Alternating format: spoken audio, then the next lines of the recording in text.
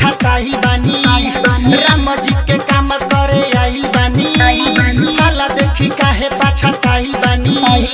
पटावा लगावे खाती भेजे भगवान हाथवा के अंगूठी देले पहचान लंका जराई देले पूरा हनुमान बोला जय जय जय देखिए के रावण के निकलता जान बोला जय जय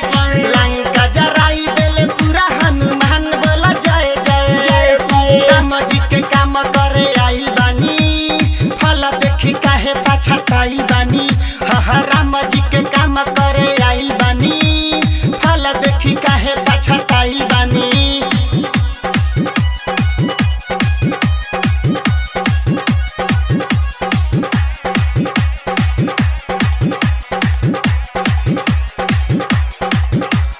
सगरी उजाड़ी दिहले भगवान तब नहीं मानवा के पूरा रमान लंका जराई देले पूरा हनुमान बोला जय जय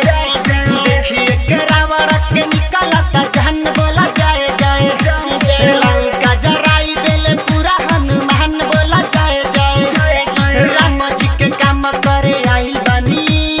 फल देखी काहे पाछताई बानी राम जी के काम करे आई बानी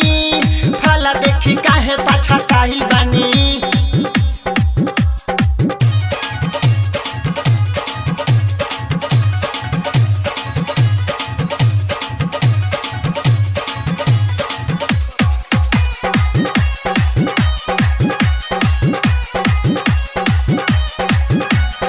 अंजनी के लाल के करिले हम बखान तीनों तीर लोकवा में जाने ला जहान लंका जराई देले पूरा हनुमान बोला जय जय देखिए के रावण के निकलता जान बोला जय जय लंका जराई देले पूरा हनुमान बोला जय जय राम जी के काम करे आई बानी फला देखी काहे पाछताई बानी राम जी के काम करे आई बानी फला देखी काहे पाछताई बानी